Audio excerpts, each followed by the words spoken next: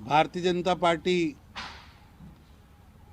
प्रदेश अध्यक्ष संजय बंडी जी की लीडरशिप में हमारे वहाँ के सांसद, पार्टी के वरिष्ठ नेता, केंद्र में पार्टी के राष्ट्रीय उपाध्यक्ष, सभी लोग आज यहाँ हम बैठे हैं और काफ़ी लंबी चर्चा के बाद तेलंगाना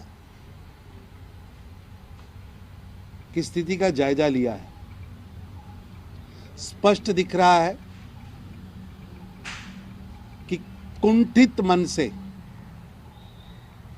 द्वेष के साथ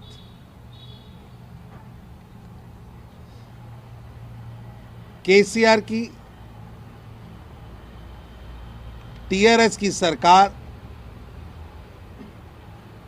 भारतीय जनता पार्टी के कार्यकर्ताओं पर लगातार हमले कर रही है। झूठे पर्चे डाले जा रहे हैं, कार्यकर्ताओं को तंग किया जा रहा।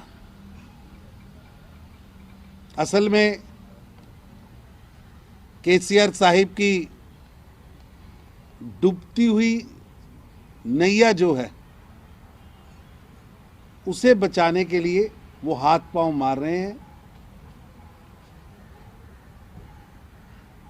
जितना मर्जी वो प्रयास कर ले, ये सत्ता की रेत है। जनता उनके खिलाफ हो चुकी है। तेलंगाना का जनमानस केसीआर की सरकार को उखाड़ना चाहता है और भारतीय जनता पार्टी तेलंगाना की जनता की भावनाओं के साथ खड़ी है। तेलंगाना बनाने के लिए सबसे पहले किसी राजनीतिक दल ने काम शुरू किया था, वो भारतीय जनता पार्टी थी। और तेलंगाना हमारे गौरव का, हमारे प्राउड का विषय है। तेलंगाना हमारा प्राउड है। तेलंगाना की जनता को जो तेलंगाना बनते समय जो वादे किए गए थे, जो कहा गया था, वो पूरा कराना जिस व्यक्ति ने सरकार बनाई थी उसका दायित्व था। लेकिन केसीआर साहब उसमें असफल हुए। असफल नहीं हुए, उससे आगे कहूंगा भटक चुके हैं। वो केवल करप्शन मुख्यमंत्री बन गए।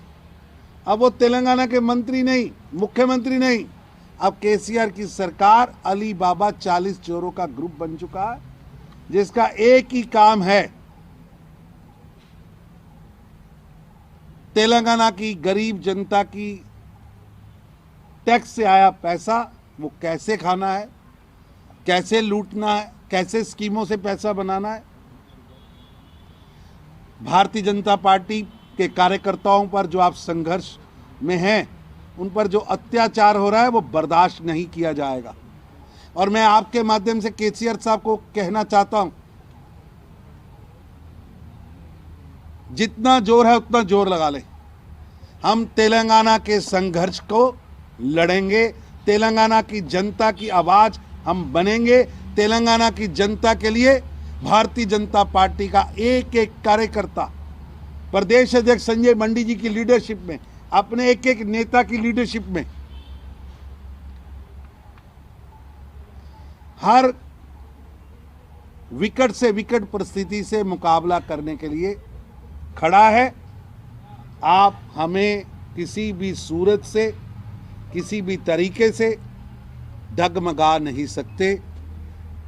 लगातार हम संघर्ष करते आए हैं, वहाँ के जनमानस के मुद्दों को उठाते आए हैं और आपके नीचे से जमीन निकल गई है। केसीआर साहब के नीचे से जमीन निकल चुकी है। इसलिए केसीआर साहिब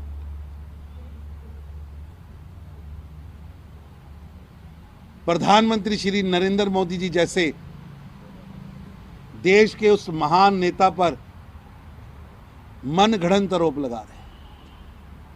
वो सपने देखते आजकल, मुंगेरी लाल के सपने, मुंगेरी लाल के हसीन सपने।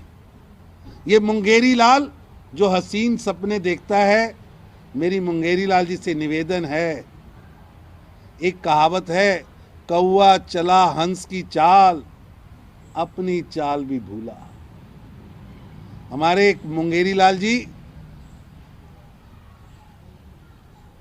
आप हंस की चाल चलना चाहते हो, यानी नरेंद्र मोदी की चाल चलना चाहते हो।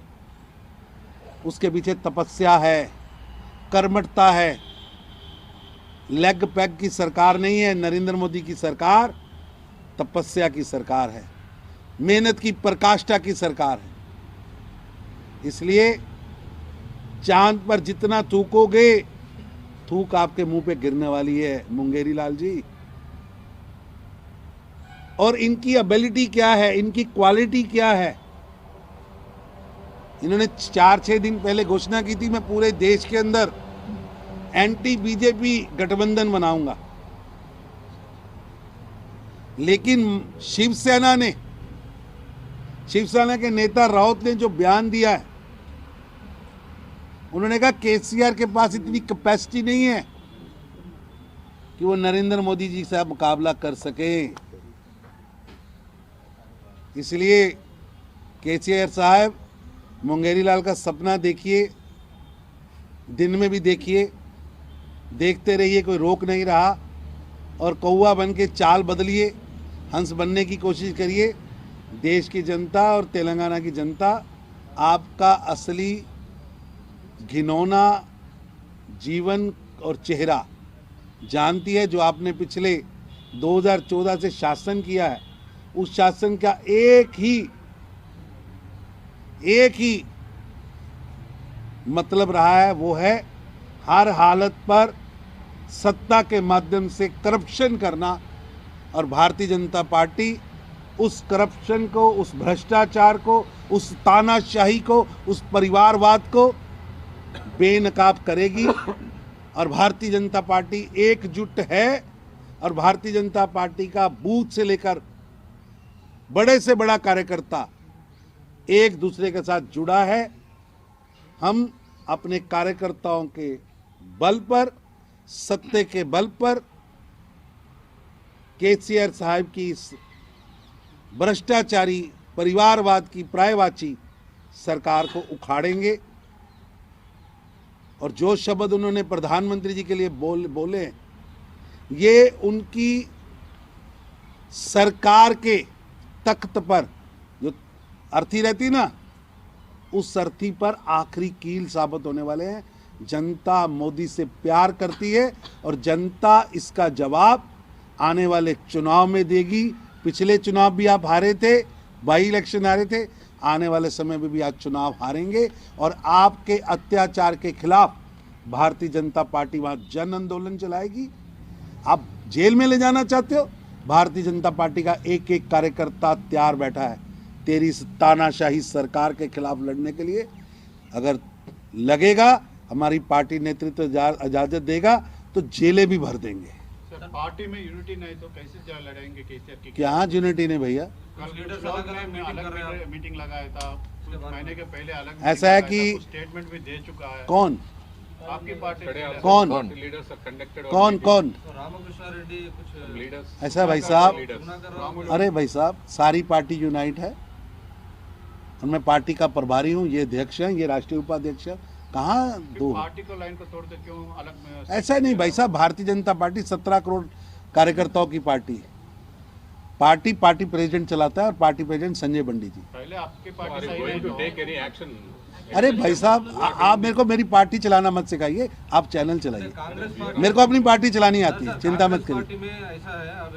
बीजेपी बोले तो इसका जो डिसिप्लिन ऐसा है, डिसिप्लिन्ड पार्टी है, सारी पार्टी यूनाइट है। और कहीं भी, अरे भाई, कहीं भी अनडिसिप्लिन नहीं है। और हमारी पार्टी यूनाइट है और पूरी तरह मजबूती से काम भी कर रही है। सर, उन लीडर को बुला के बात करेगा? अरे भाई साहब, आप चैनल की बात करिए, अपने स्टिंगर को बताइए, मेरे को मत बताइए। मेरे को पार्टी चलाना आता है, मेरे को पार्टी चलाना आता है। अरे भैया, मेरे को पार्टी चलाना आता है, आप मेरी पार्टी चलाने की बात कर रहे हैं। अरे आप अपने अरे कोई बताइए, कोई घटना ऐसा कुछ नहीं। एक बार नहीं सर, दूसरी बात। अरे भाई साहब, पार्टियों में मीटिंगें होती रहती हैं। हो सकता हो संजय जी ने उनको मीटिंग करने के लिए कहा हो, आपको क्या पता? आप क्यों हमारी पार्टी के अंदर आके झांकना चाह रहे हैं? अपना चैनल चलाइए ना। सर, और एक संजय राउत ने बयान दिया, बिना कांग्रेस फ्रंट नहीं बन सकता है, इसके बारे में क्या बोलते हैं? ऐसा है कि भाजपा किसी का फ्रंट बनाए, आगे भी तो फ्रंट में कांग्रेस है ही। अब यूपीए बिना कांग्रेस के है क्या? वहाँ भी तो कांग्रेस के साथ गठबंधन है। नरेंद्र मोदी जी गरीबों के नेता हैं। इस देश का आम जनमानस, देश का नागरिक, देश का हर व्यक्ति मोदी जी के साथ है। 2022 में भी ये ऐसे ही सामने थे, 2019 में भी ये हमारे सामने थे और 2014 में भी सामने थे। देश की जनता ने नरेंद्र मोदी जी को खुलकर आशीर्वाद दिया। बाइट आप ले सकते हैं, मैं माफी चाहता हूँ, मेरे को जाना है।